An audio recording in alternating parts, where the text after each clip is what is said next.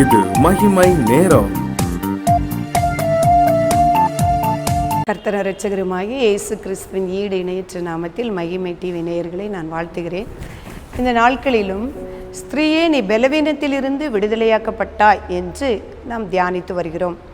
நம்முடைய ஸ்திரீயாகிய பெண்களாகிய நம்மிடத்தில் காணப்படுகிற பலவீனங்கள், அதாவது சரீர அவயங்களில் காணப்படுகிற பலவீனங்கள், புறம்பான பலவீனங்கள் அல்ல, ஆவிக்குரிய பலவீனங்களிலிருந்து கர்த்தர் நம்மை விடுதலையாக்குகிறார், நம்மை பலப்படுத்துகிறார் என்பதை குறித்து நாம் தியானித்து வருகிறோம்.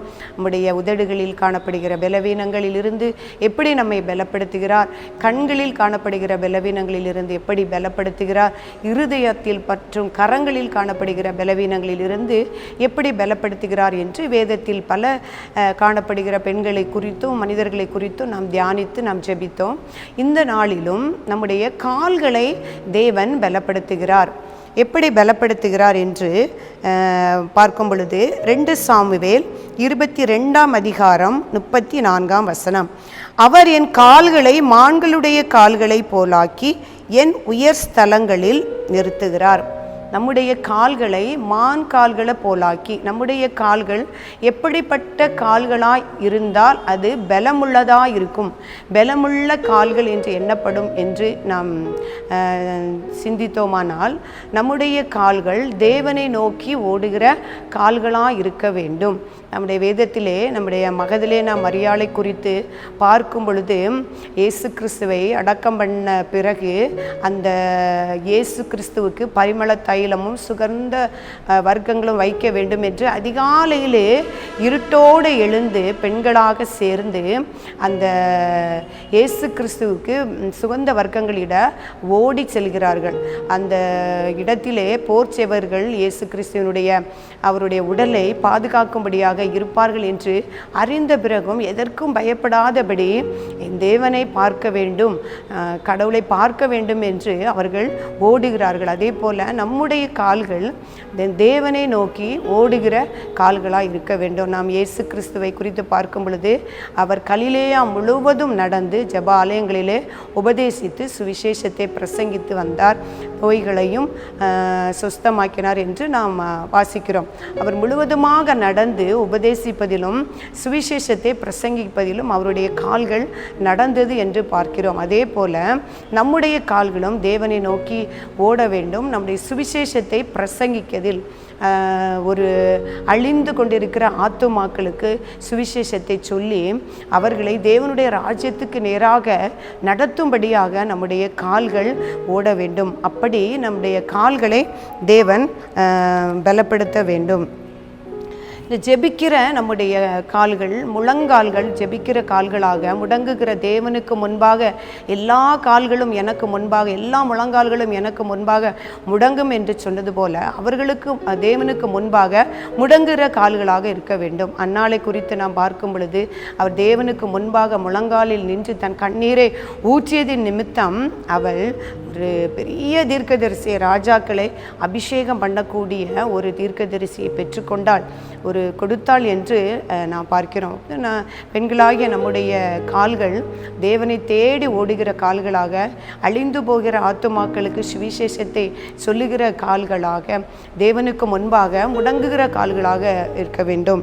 இந்த வேதத்திலே பார்க்கும் பொழுது பவுல் ரோமருக்கு எழுதின நிருபத்திலே 10 அதிகாரம் 15 சமாதானத்தை கூறி நற்காரியங்களை சுவிசேஷமாய் அறிவிக்கிறவனுடைய பாதங்கள் மலைகளின் மேல் எவ்வளவு அழகாக இருக்கிறது. அப்படி ஒரு விலையேற பெற்ற பாதங்களாக அந்த பவுல் அப்போஸ்தலர் சொல்கிறார். சுவிசேஷத்தை அறிவிக்கிறவுடைய பாதங்கள் மிகவும் அழகானவைகள் என்று சொல்லுகிறார். அப்படிப்பட்ட பலமுள்ள கால்களை எங்களுக்கு தாரும் என்று நாம் தேவனிடத்தில் கேட்க வேண்டும். அப்பொழுது அவர் நம்முடைய கால்களை பலப்படுத்துவார். நம்முடைய கால்கள் எந்த இடத்திலே நிற்க வேண்டும், எந்த இடத்திலே நிற்கக்கூடாது என்று வேதத்திலே சொல்லப்பட்டிருக்கிறது.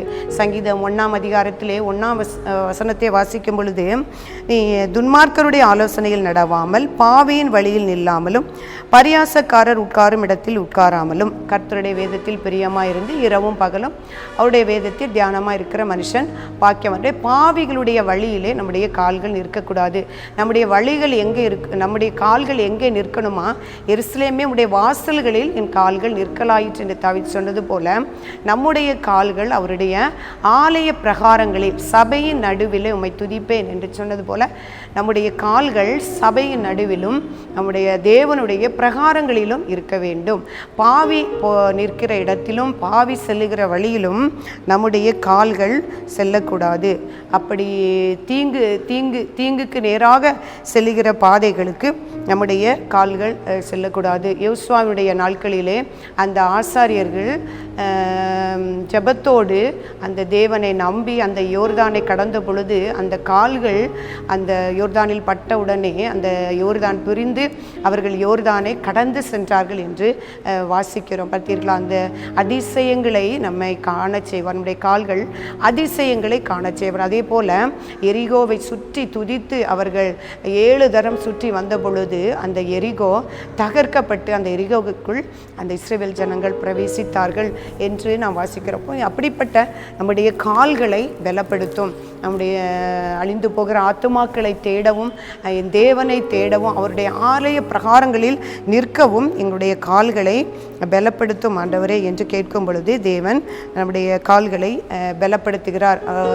அந்த சங்கீதம் 91 சங்கீதத்திலே நாம் வாசிக்கிறோம், உன் பாதம் கல்லில் இடராதபடிக்கு அவர்கள் உன்னை தங்களுடைய கரங்களில் ஏந்தி கொண்டு செல்லுவார்கள். என்னன்னா நம்முடைய பாதம் நம்முடைய கால் வலுவாதபடி என்றால் என்னன்னா நம்முடைய பாவத்தில் விழுந்து விடாதபடிக்கு அந்த பிசாசானவன் விரித்திருக்கிற அந்த பாவ வலையில் நம்முடைய கால்கள் சிக்கிக்கொள்ளாதபடிக்கு நேர்த்தியான பாதையிலே என் கால்களை பலப்படுத்தி நடத்தும் என்று நம்மளிடத்தில் கேட்கும் பொழுது நம்மை பலப்படுத்த அவர் உண்மை உள்ளவராக இருக்கிறார். இன்னும் ஒரே ஒரு வசனம் வாசிப்போம். சங்கீதம் 25:15 என் கண்கள் எப்பொழுதும் கர்த்தரை நோக்கி கொண்டிருக்கிறது, அவரே என் கால்களை வலைக்கு நீங்களாக்கி விடுகிறார். அந்த பிசாசானுடைய மாய வலைக்கு நீங்களாக்கி விடுகிறார். ஆனால் பெண்களாகிய நாம் இந்த நாட்களிலும் அந்த தேவனுக்கு பிரியமானபடி அவருடைய ஸ்தலத்திலே அவருடைய பிரகாரங்களிலே நம்முடைய கால்கள் நிற்கும்படியாக, தீமைக்கு விலகும்படியாக, தீமையான காரியங்களுக்கு விலகும்படியாக, ஆத்துமாக்களை அழியக்கூடிய ஆத்துமாக்களை தேவனுடைய சுவிசேஷத்தை அறிவித்து அவர்களை ராஜ்யத்துக்கு நேராக திருப்பக்கூடிய காரியங்களிலே இயேசு கிறிஸ்து நடந்தது போல அப்படி நடக்கக்கூடிய திடமான கால்களை மான்களுடைய கால்களை போலாக்கி எங்களை உயர்ஸ்தலங்களில் நிறுத்துவீர் என்று சொன்ன வார்த்தையின்படி அவரே நம்முடைய கால்களை, நம்முடைய பாதங்களை, நம்முடைய நடைகளையும் பரிசுத்தப்படுத்தும்படியாய் பலப்படுத்தும்படியாய் நாம் தேவனிடத்திலே ஜெபிப்போம்.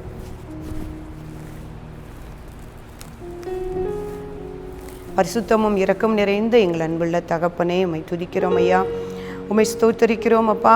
அப்பா, நீர் எங்களுக்கு கொடுத்த ஒவ்வொரு அவயங்களுக்காகவும் உமக்கு நன்றி செலுத்துகிறேன். எங்களை சுகத்தோடும் பலத்தோடும் ஆண்டவரை திடனோடும் நீர் காத்து வருகிறீர் அப்பா. எங்கள் கால்களினால் கர்த்தாவே ஸ்தோத்திரம் அப்பா. உமக்கு பிரியமானதை செய்யவும், உம்முடைய பிரியமான இடத்திற்கு செல்லவும், உம்முடைய பிரியமான இடங்களிலே நாங்கள் நிற்கவும் எங்கள் கால்களை நீர் பலப்படுத்தும்படியாய் நாங்கள் செபிக்கிறேன் அப்பா. பலவீனத்திலும் அப்பா எங்கள் கால்களை மான் கால்களை போலாக்கி அவர்களை உயர் ஸ்தலத்திலே நிறுத்துகிறீர் என்ற வார்த்தையின்படி கர்த்தாவை உம்முடைய பிரகாரங்களில் எங்கள் கால்கள் நிற்கும்படியாக, சபையிலே உம்மை துதிக்கும்படியாக எங்கள் கால்களை நீர் பலப்படுத்தும்படியாய் நாங்கள் கெஞ்சுகிறோம். இதை கேட்டுக்கொண்டிருக்கிற ஒவ்வொருவருடைய பலவீனங்கள் ஆண்டவரே, உள்ளான பலவீனங்களை நீக்கி ஆண்டவரே உமக்காக ஓடுகிற கால்களை, ஆண்டவரே அழியும் ஆத்துமாக்களை தேடி ஓடுகிற கால்களை தந்து எங்களை பலப்படுத்தும்படியாய் நாங்கள் கெஞ்சுகிறோம். இயேசு கிறிஸ்துவின் மூலம் ஜெபிக்கிறோம் எங்கள் நல்ல பிதாவே, ஆமென்.